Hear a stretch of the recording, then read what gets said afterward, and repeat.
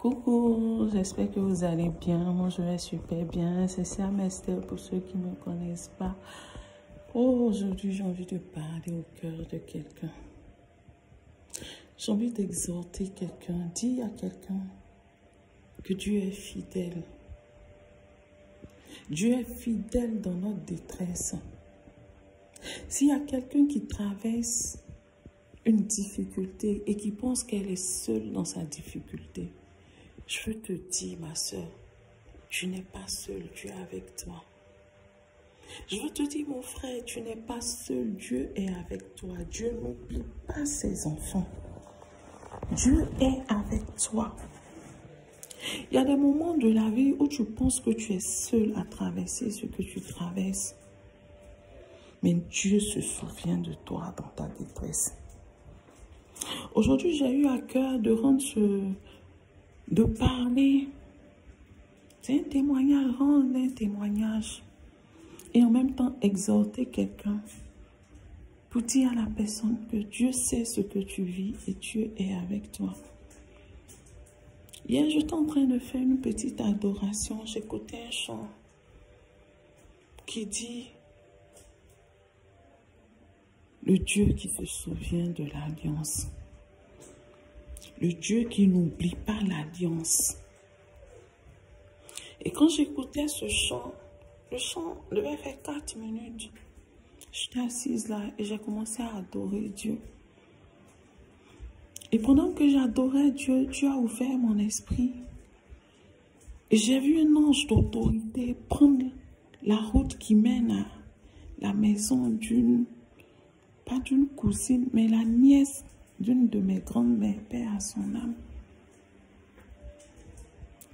Depuis que je suis arrivée,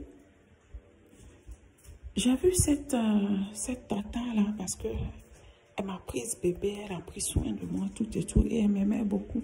Je l'ai vue une fois pendant les obsèques de sa maman, et une autre fois parce que j'avais accompagné ma cousine voir sa fille, et j'étais juste de passage. Et c'est ma cousine qui m'a dit qu'elle a le cancer de sein en fait, et qu'elle cache. Et ce jour-là spécialement, pendant l'adoration, Dieu ouvre mon esprit et je vois un ange d'autorité qui prend le chemin de sa maison et qui va jusque chez elle. Et j'entends Dieu me dire, va prier pour elle. J'ai ouvert mes yeux et c'était tellement fort dans mon esprit. Mais quand j'ai ouvert les yeux, je ne voulais pas partir.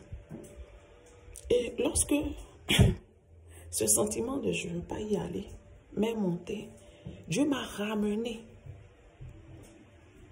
aux 2 fois où je lui ai désobéi. Une fois au Ghana, où il avait mis une dame qui avait le VIH et tout le monde savait sur mon chemin. Et ce jour-là, spécialement cette femme était devant moi et j'ai senti une présence. J'étais sous l'onction, je ne comprenais pas et j'ai entendu le Saint-Esprit me dire, prie pour elle. Et ce jour-là, j'ai eu cette peur-là et j'ai dit, Seigneur, comment tu peux me dire de prier pour elle? Et j'ai commencé à marcher doucement derrière cette femme. Et cette femme s'est arrêtée pour causer avec moi. Et au fur et à mesure que je m'approchais d'elle, l'onction montait. Mais j'ai tout fait pour la dépasser. Je disais à Dieu, non, c'est pas possible. Non, c'est pas possible. Et Dieu m'a ramené une autre fois où je passais, j'étais à Abidjan. En ce moment-là, je passais à côté d'un fou. Arrivé au niveau de ce fou, le Seigneur m'a dit, prie pour lui. Quand j'ai regardé le fou, c'était pas un petit fou, c'était un vrai fou. Pour vous dire que le monsieur était vraiment fou.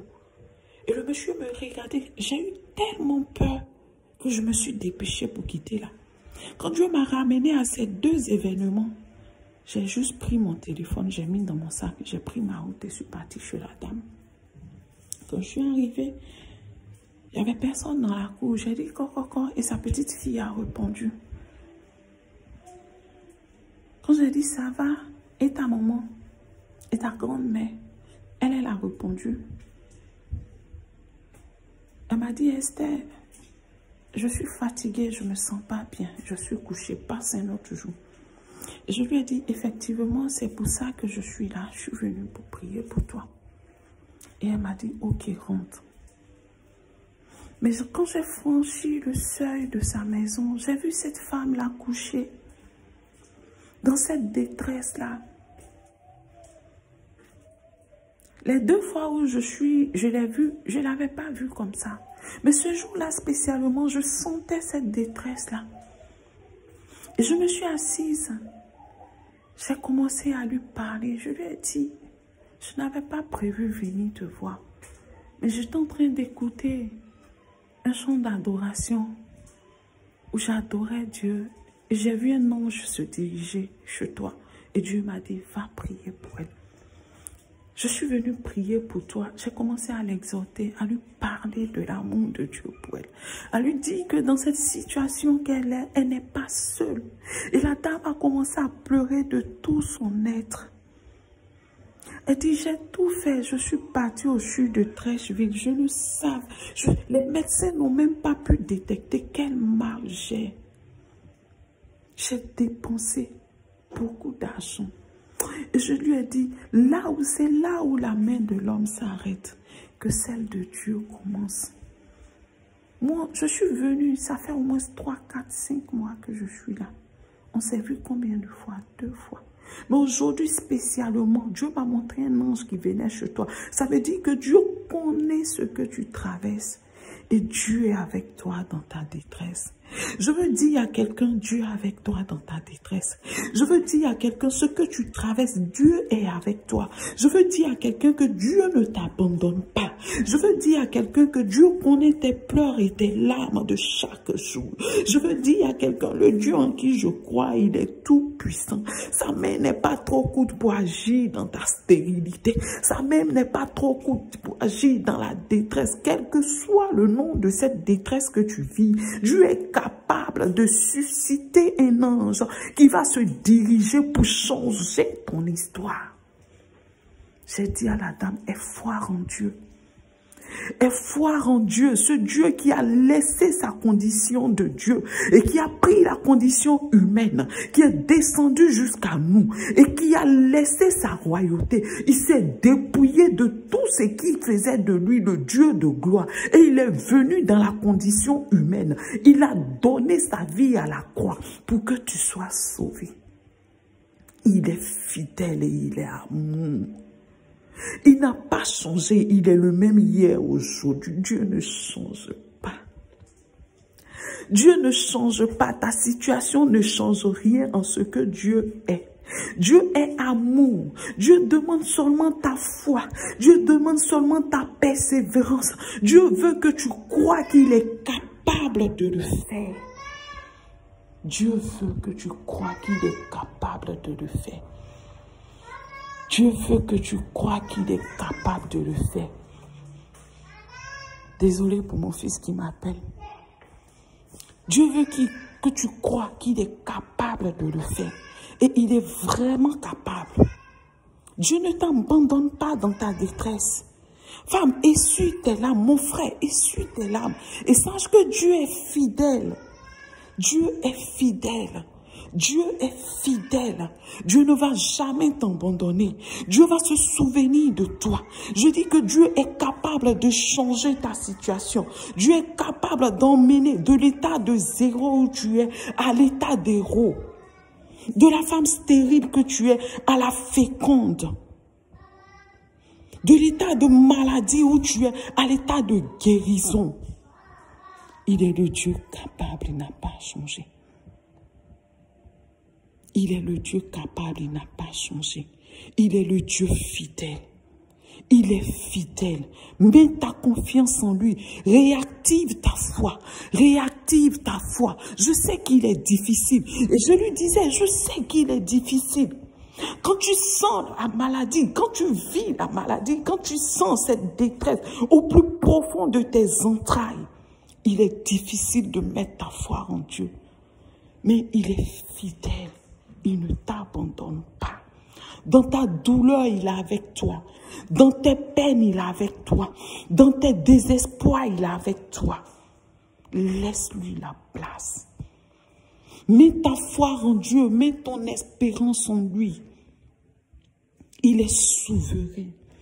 il n'a pas changé. Il ne changera pas à cause de ta situation. Il ne se diminuera pas à cause de ta situation. Mais il est Dieu. Et je lui rendais le témoignage de ma mère qui disait, ma mère spirituelle, qui avait le cancer en son temps, qui rendait son témoignage, elle disait à Dieu, mais Seigneur, j'ai prié pour des personnes que tu as guéries. Mais Seigneur, qu'est-ce qui se passe? Je suis rongée par le cancer. Et elle dit au cours d'une adoration, elle entend le Seigneur lui dire, si tu me vois comme un Dieu qui est assis sur un tabouret, je vais agir dans ta vie comme le Dieu qui est assis sur un tabouret.